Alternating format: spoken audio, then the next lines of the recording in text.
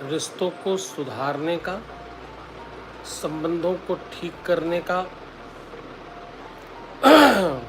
और रिलेशनशिप को बहुत बढ़िया बनाने का दुनिया में सल्यूशन क्या है। जो सल्यूशन है वो आज उस पर चर्चा होगी।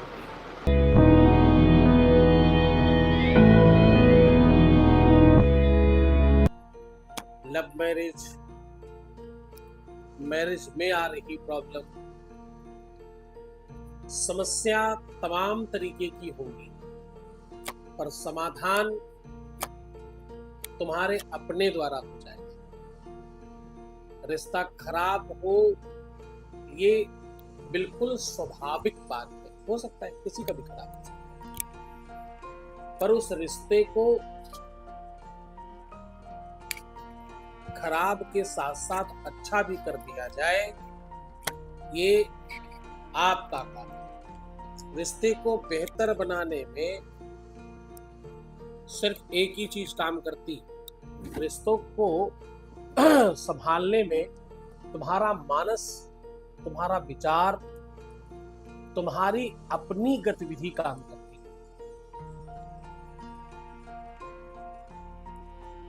रिश्ते कभी भी दो लोग मिलकर नहीं चलाते।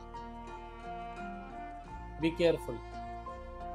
रिश्ते सदैव आप निर्माण करते हैं। एक व्यक्ति रिश्ता संभालता और चलाता है, दूसरा उस रिश्ते को महसूस करता है। रिश्ते में एक भगवान होता है, एक भक्त होता है। तो भक्त और भगवान दोनों परस्पर चलते हैं, तब रिश्ता अच्छा होता है। एक सब तरफ से व्यवस्थाएं करके हार गया, टूट गया, अब वो कहां जाए, किसको कहे, किसी अपने पे जाके फटेगा। जिस पर फटे वो क्यों न समेट ले उसे अपने अंदर। उसके क्रोध में, उसकी डांट में, उसके फटकार में प्रेम ढूंढ क्यों न लिया जाए। और एक बात कहूं, कोई जब क्रोध करता है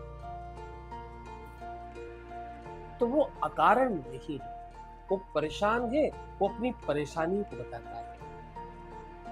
तुम उस परेशानी में उसका साथ देने के बजाय अलग दिशा में चल पड़ते हो।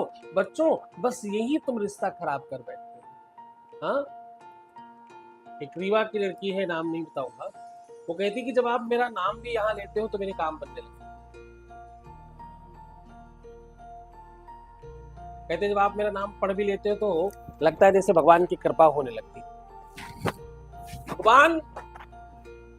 भगवान की कृपा मुझे लगता है तुम्हारी सहजता में, तुम्हारी सरलता में, तुम्हारी भक्ति में और तुम्हारे खुद के भावनात्मक अटैचमेंट में है। तुम जब भावुक तौर पर, भावनात्मक तौर पर कनेक्ट होते हो तो सब कुछ जीत जाते, सब तरफ पा लेते। तुम चिंता क्यों करते हो, परेशान क्यों होते हो, क्यों इस बात के लिए तुम हताश निराश हो, क्यों ये विचार नहीं कर पा रहे हो कि मैं बैठा हूं तुम्हारे लिए।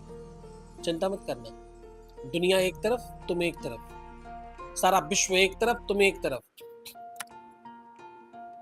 जैसे मैं तुमसे कहता हूं कि रिश्तों को संभालने के लिए बहुत आवश्यक है तुम्हारा ठीक रहना, रिश्तों को ठीक रखने के लिए बहुत जरूरी है तुम्हारा मानस, तुम्हारा मन पवित्र होना।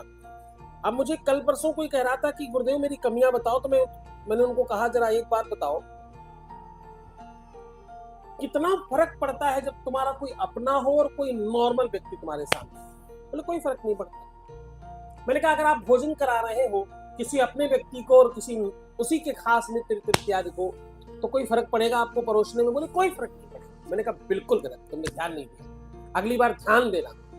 आप ध्यान देना, केवल सब्जी और दाल परोसते समय भी तुम्हारा चम्मच अलग चलता है। क्या कह रहा हूं मैं? तुम्हारा चम्मच अलग चलता है। वो चमचे से तुम जब अपनों के लिए निकालते तो पूरा भर कर निकलता है, और वहीं उसी का दोस्त ही क्यों ना हो, कोई और कुछ भी क्यों ना हो, अगर वो तुम्हारा खास नहीं है तो वो चम्मच चाहे 10% ही कम निकले, लेकिन कम निकलेगा। अब तुम जरा बताना सत्यानाशी लोगों को कि तुम 10% सब्जी का वो पानी बचा करके कितने बड़े आदमी बन जाओगे, कितने अमीर हो जाओगे। लेकिन तुम्हारा मानस वैसा है, तुम्हारे विचार वैसे हैं। प्रेम अगाधता का नाम है। मैं कभी किसी के यहाँ दूध पीने गया, उनकी माताजी परोस रही थी, उन्होंने दूध में वो मलाई गिरते समय अपने वाले बेटे का ग्लास आगे रखा और हमारा वाला पीछे रखा। बहुत पुरानी बात है। तो मैं क्या देख रहा था, दुनिया का कोई भी इंसान ये सब देखता है जब सामने ही हो रहा है। सब अनाज खाते हैं, सबकी आंखें हैं, सबके पास विवेक है और सब विचार करते हैं, इसलिए सबको सब कुछ पता है। बहुत ध्यान से समझना बच्चों, जीवन का ये बहुत महत्वपूर्ण अंग है। तुम दूसरों के साथ थोड़ा व्यवहार में गड़बड़ कर देते, तुम दूसरों के साथ, तुम्हारा दामाद और दामाद के साथ आया हुआ मित्र, उसका दोनों में स्वागत किसका ज्यादा करना चाहिए? तुम करते किसका ज्यादा हो? दामाद का। करना किसका चाहिए? साथ वाले का। दूल्हे से भी ज्यादा बारातियों का स्वागत करने वाले लोग प्रेम समझते हैं। मेरी अपनी ही माता जी की बात आपको आज कह रहा हूं मैं। मुझे पता है कि मेरे पास फोन आएगा और मैं बहुत गालियां खाने वाला हूं, लेकिन फिर भी बताऊंगा तुम्हें जरूर, क्योंकि क्या करूं, बत्तूर में हूं, आदत से मजबूर। मेरी माता जी एक दिन बोली कि मेरे गरीबी के समय थे, मैं बहुत गरीब थी, बहुत समय खराब था मेरा। उस समय उन्होंने कहा मेरे नंदोई जी आए, तो भोजन खिला रही थी, भोजन तो जैसे तैसे हमने व्यवस्था कर ली थी। अब वो खाने के बाद उन्होंने मीठा मांग लिया, मेरे पास मीठा नहीं था। तो मैंने उनसे कहा कि मेरे पास मिठाई तो नहीं है, अगर तुम कहो तो मैं चीनी दे दूं। तो बोले, उन्होंने कहा ठीक है चीनी दे दो भाई, कुछ तो दो, मुझे मीठा तो खाना ही है। तो चीनी दे दिया। तो मैंने कहा भाई माता श्री, तुम्हारे पास चीनी थी, तुम्हारे पास आटा था, तो तुम्हारे पास मिठाई कैसे नहीं थी? तुम्हारे विचारों में अगर अगाध प्रेम होगा किसी के लिए तो तुम सब कर पाओगे, तुम विचार कर पाओ इस प्रकार से, तुम इस प्रकार से सोच पाओ। तुम्हारे पास चीनी है, आटा है, पानी है, तो हलवा बन सकता है ना। क्या ऐसी दिक्कत है? अगर एक कटोरी दूध भी है तो तुमके भर की तो खीर बन सकती है ना चावल से। तमाम चीजें ऐसी अरेंज की जा सकती है।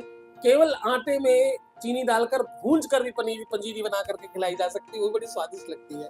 तो मिठाई के तमाम प्रकार है, तुम विचार तो करो। मैं अपने जीवन का अनुभव बता रहा हूँ। मैं कभी बहुत बचपन में बहुत छोटा था, मेरे किसी मित्र की के ससुराल में गया, और ये थोड़ा और लंबा है। जिनके साथ में गया वो मेरे मित्र थे, वो जिनकी ससुराल गए थे उसके भाई के साथ गए थे हम लोग। यानी मेरे मित्र का जो दोस्त था उसके भाई के ससुराल थी। सोचो इतना लंबा। अब हम लोग वहां गए, आप विश्वास करोगे इस कदर स्वागत हुआ हमारा, इतना ज्यादा स्वागत हुआ हमारा वहां कि हम आज तक भूल नहीं पाए। आज हमारे सामने परात में, थाली में 100 कटोरियां भी लग चुकी हैं मेरे सामने भोजन की, लेकिन मैं वो स्वाद, आनंद ले न सका उस 100 कटोरी जो उनके यहाँ। अगर सुबह वो दाल बनाते थे तो शाम को सब्जी बनाते थे, केवल एक ही चीज दे पाते थे, इतने गरीब थे। लेकिन उनका प्रेम इतना अगाध था, मैं उस ससुराल का भाव आज तक भूल नहीं पाया। आप बिलीव करोगे इस बात को? तो साहब, दामाद के भाई के दोस्त का दोस्त भूल नहीं पाया, दामाद का क्या हाल होगा सोच कर। प्रेम वस्तुओं का मोहताज नहीं है, प्रेम भावनाओं का मोहताज है। प्रेम भावनात्मक स्तर पर होता है। प्रेम परिस्थितियों जैसी नहीं है, परिस्थितियों से इतर हटकर प्रेम है। हाँ, तुम में से बहुत सारे लोग वो तुरंत गाना गाने लगते हैं, मैंने इतने पैसे खर्च किए, उतने पैसे खर्च किए। पैसा नहीं, तुम्हारा प्यार है ही नहीं, तुम बकवास करने वाले। जो यहाँ चैट पर कभी भी लिखा होगा पहले, अब तो आगे तुम लिखोगे नहीं मुझे पता है, क्योंकि इतनी सारी बातें सुनते तो कौन ही लिखेगा। जिसने पहले कभी भी लिखा होगा कहीं पर भी, अभी कल ही मुझे किसी ने मैसेज पे लिख के भेजा मुझे, मैंने इतने पैसे खर्च किए। अरे मतलब तुमने पैसे जितने भी खर्च किए उससे कई लाख गुना ज्यादा मैंने तुम्हें वापस किया है, और जिस दिन ऐसा लगे कुछ वापस नहीं हुआ है तो सब वापस ले। मैं उधार ला करके भी, लोन ला कर भी तुम्हें पैसे वापस कर दूंगा। जब तक तुम्हारे लिए पूजा की होगी, अनुष्ठान किया होगा, यज्ञ किया होगा, तमाम तरीके की व्यवस्था की होगी, पर उसके बावजूद तुम्हें लोन लाकर वापस कर दूंगा। कहने का आशय ना है कि संपत्ति जो मटेरियलिस्टिक चीजें हैं, जो मटेरियल चीजें हैं, वो महत्वपूर्ण नहीं होती। महत्वपूर्ण होता है तुम्हारा प्रेम, भावना और एहसास और अनुभव महत्वपूर्ण है। क्या महत्वपूर्ण है? भावना, एहसास और तुम्हारा फील, ये महत्वपूर्ण है। तुमने 1 साल अगर हमारे साथ रहकर अपने प्रेम को बनाए रखा है और उसको जीवित रखा है अपने जीवन में, और खुद को अपने शरीर में जिंदा रखा है, तो तुम क्या समझते हो इसकी क्या कीमत होनी चाहिए? तुम अगर मर गए, तुम ही न होते, तो क्या होता और कैसे होता? हा? इतनी सी बात में रिश्ते टूट जाते हैं। तुम्हारे इतने हल्के रिश्ते हैं क्या? उसने मुझे ऐसा कह दिया, सालों साल के रिश्ते खराब कर दिए। इतना आसान है क्या? इतने हल्के व्यक्ति हो तुम? तुम्हारा हल्कापन तुम्हें सस्ता बनाता है। तुम्हारा हल्कापन तुम्हें सस्ता बनाता है। तुम्हारी बेचैनी, तुम्हारी छटपटाहट और तुम्हारा जल्दीपन तुम्हें बर्बाद करता है। खैर, उपाय की ओर लेकर के चल रहा हूं। उपाय प्रकृति से जुड़ा हुआ हमेशा बताता हूं। मैं हमेशा इस तरह की चीजें बताता हूं जिससे तुम अपने रिश्ते को महसूस करके ठीक कर पाओ। आपको एक तरफ रोटी सेकनी है, यानी रोटी बनाइए, नॉर्मल आटे की रोटी बनाइए, एक तरफ सेक लीजिए, एक तरफ कच्ची रखिए।